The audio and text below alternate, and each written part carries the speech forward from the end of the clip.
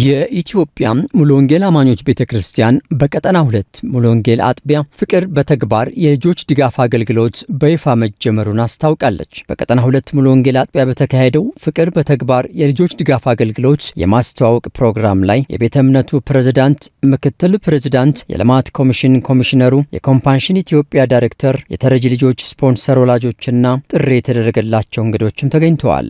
የፍቅር በተግባር የልጆች ድጋፍ አገልግሎት በራስ አገዝ የተጀመረ ምንም የውጭ ድጋፍ የሌለበት ፕሮጀክት ሲሆን አሁን ላይ ምእመኑ ወላጅ የሌላቸውን 121 ልጆችን በመያዝና በቋሚነት ስፖንሰር በመሆን ወላጆች ልጆቻቸውን የተረከቡ መሆናቸው ለማወቅ ተችሏል። በኢትዮጵያ ሙሉ ወንጌል አማኞች ቤተክርስቲያን ኮምፓሽን ኢትዮጵያ ከ30 ዓመት በላይ ለበርካታ ታዳጊዎች ድጋፍ ማድረጉንና ያላሰለሰ በጎ ተግባር ማከናወኑን ታሳቢ በማድረግ ከቤተክርስቲያኒቱ የእውቅና ሰርተፊኬትና የዋንጫ ሽልማት ተበርክተዋል። የኢትዮጵያ ሙሉ ወንጌል ቤተክርስቲያን ፕሬዝዳንት መጋቢ ላኮ በዳሶ አገልግሎቱን አስመልክተው ከጠባቂነት ወጥተን ራሳችንን መቻላችንን የሚያመላክት ተግባር ነው የሚል መልእክታቸውን አስተላልፈዋል። ኮምፓሽን ኢንተርናሽናል ወደ ኢትዮጵያ ሲመጣ ብዙ የአጥቢያ ቤተክርስቲያኖቻችንን በማንኳካት ብዙ ምሳሌ የሚሆን ስራዎችን በኢትዮጵያ ቤተክርስቲያን ውስጥ ሰርተዋል። ድህነትን ታሪክ ለማድረግ በጸሎትና በልመና መንግስታችን በሚሰራ ስራ ብቻ ሳይሆን እኛም የበኩላችን ስንጫወት ድህነትን ታሪካዊ ማድረግ እንችላለን። በኮምፓሽን ኢንተርናሽናል ኢትዮጵያ የሚደገፈው ይኸው ፕሮጀክት ከ1987 ዓ.ም ጀምሮ እስካሁን በቀጠና 2 ሙሉ ወንጌል አጥቢያ 715 ልጆችን በፕሮግራሙ በማካተትና ሙያዊ ድጋፍ በማድረግ የተለያየ የሙያ ባለቤት እንዲሆኑ ማስቻሉም ተገልጿል። ቁጥራቸውም ከ400 በላይ የሚሆኑት በዚህ ፕሮጀክት ታቅፈው የነበሩ ሲሆን አሁን ላይ በሕክምና ሙያ፣ በምህንድስና፣ በመምህርነት፣ በንግድና በሌሎችም ዘርፎች ተሰማርተው ሀገራቸውን በማገልገል ላይ እንዳሉም ለማወቅ ተችሏል። ስሜ ፀሐይ ወጣ ታደሰ ይባላል። ኮምፓሽን ኢንተርናሽናል ኢትዮጵያ ቢሮ በመምራት አገለግላለሁ። ኮምፓሽን ኢንተርናሽናል ላለፉት ከ70 ዓመታት በላይ በልጆች ላይ አተኩሮ የሚሰራ አገልግሎት ነው። ያ አገልግሎት የሚከናወነው ከቤተ ክርስቲያን ጋር በመተባበር ነው። ዋናዋ የልጆች አገልጋይ ቤተ ክርስቲያን እንደሆነች እናምናለን እንደ ኮምፓሽን እና ኮምፓሽን አብያተ ክርስቲያናት በልጆች ጉዳይ ላይ እንዲነሱ ያላቸውን ሀብት በልጆች ላይ እንዲያውሉ በራቸውን እንዲከፍቱ ግቢያቸውን እንዲያሰፉ ልባቸውን እንዲያሰፉ ያላቸውን ሁሉ በትውልዱ ላይ እንዲያፈሱ የመጎትጎት የማነቃቃት የማበረታታት ስራ የሚሰራ ተቋም ነው ኮምፓሽን ኢንተርናሽናል። ከዚሁ አንጻር ደግሞ በተለያየ ምክንያት ለችግር የተጋለጡ ልጆች ሁለንተናዊ እድገታቸው ሳይጎዳ በሁለንተና መፋፋት ይችሉ ዘንድ የገንዘብ ድጋፍ ያደርጋል። ያም የሚደረገው በተለያየ የኑሮ ደረጃ ያሉ ግን ልባቸው በትውልድ ፍቅር በብላቴኖች ፍቅር የተቃጠሉ ወንዶችና ሴቶች በሚሰጡት ገንዘብ ነው። ስለዚህ የስፖንሰርሺፕ ድጋፍ እናደርጋለን ማለት ነው። ባለፉት ከ32 ዓመታት በላይ ሆኖናል። አሁን ብዙ ልጆችን ደግፈናል። በኢትዮጵያ ውስጥ የኢትዮጵያ ቤተክርስቲያን ደግፋለች ነው ምለው። በአሁኑ ጊዜ 140 ሺህ የሚሆኑ አሁን በፕሮግራም ውስጥ ያሉ ልጆች አሉ። ምሩቃን ግን አሉ። በየቦታው ያሉ ተመርቀው ሀገራችንን፣ ህዝባችንን፣ ቤተክርስቲያንን እያገለገሉ ያሉ ፍሬያማ የሆኑ ዜጎች አሉ።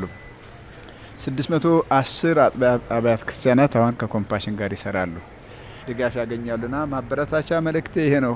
አብያተ ክርስቲያናት እንነሳ። ለጎዳና የምንሰጠው ልጅ አይኖረንም፣ ለድህነት የምንሰጠው ልጅ አይኖረንም። ተስፋ በመቁረጥ ሰፈር ውስጥ የሚቀር ተስፋ ቆርጦ የሚዝል ልጅ አይኖረንም። ትውልድ የኢትዮጵያ ልጆች ውድ የሚሆኑበት በሁሉም አንጻር ሀገር ውስጥ ውድ ከሀገር ውጭ ውድ እና ተፈላጊ የሚሆኑበት ጊዜ አሁን መሆን አለበትና አብያተ ክርስቲያናትን ለማበረታታት እፈልጋለሁ። በጣም አመሰግናለሁ። ፓስተር ብርሃኑ ታረቀኝ ይባላለሁ። ኃላፊነቴ በኢትዮጵያ ሙሉ ወንጌል አማኞች ቤተክርስቲያን የልማት ኮሚሽኑ ኮሚሽነር ነኝ። እንደዚህ አይነት ፕሮግራሞች ከዚህ በኋላ እንደ ኢትዮጵያ ሙሉ ወንጌል አማኞች ቤተክርስቲያን ልማት ኮሚሽንም አቅጣጫ ተሰጥቶባቸው በብዙ ፕሮጀክቶቻችን ባሉበት አጥቢያ ቤተክርስቲያናት እየቀጠለ ያለ ድንቅና ትልቅ ፕሮግራም ነው።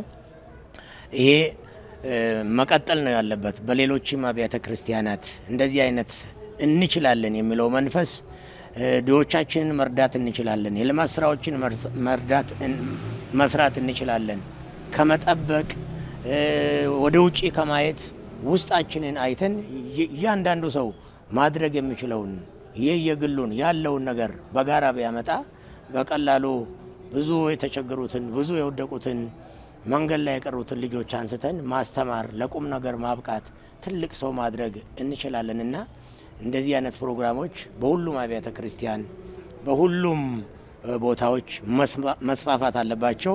ከዚህ በኋላ ይሄ ፕሮግራም ሰፍቶ የሚቀጥል ወደ ኋላ የሚመለስ ፕሮግራም አይነት አይደለምና የህዝቡን ተነሳሽነት ስናይ እንደዚህ አይነት ነገር ካለ አሁንም መቀጠል እንችላለን መስራት እንችላለን ብሎ ህዝቡ ተነስተዋልና እንግዲህ መሪዎች ይሄ ጉዳይ የሚመለከታቸው አካላት ደግሞ ህዝባቸውን በማስተባበር ዛሬ በይፋ የተጀመረውን ፕሮግራም በየግላቸው ይዘው እንዲያስቀጥሉ በዚሁ አጋጣሚ መልእክቴን ማስተላለፍ ፈልጋለሁ።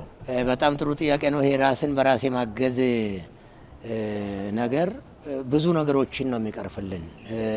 አንደኛ ክብራችንን ይጠብቅልናል፣ ማንነታችንን ይጠብቅልናል። ሁለተኛ እንችላለን የሚለውን መንፈስ ወደኛ ያመጣል። ሁል ጊዜ አንድ ነገር ሳንሞክረውና ሳናየው አንችልም በሚል መንፈስ ብቻ ነው የቆየነውና አሁን ግን እንችላለን የሚለውን እንሰራለን የሚለውን መንፈስ በሁሉም ሰው በእያንዳንዱ ሰው ላይ ያዳብራልና ይሄ እንደዚህ አይነት ፕሮግራም ለዚህ ነው መቀጠል አለበት ብዬ ነው የማስበው። ምንም ወደ ኋላ የምንልበት ነገር አይደለም።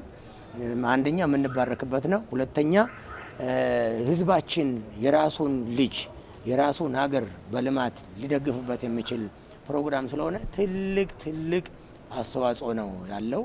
ይህን እንዲቀጥል በዚሁ አደራ ማለት እፈልጋለሁ። ለኤልሻዳይ ቴሌቪዥን ኔትወርክ ሰለሞን ተክለጻዲቅ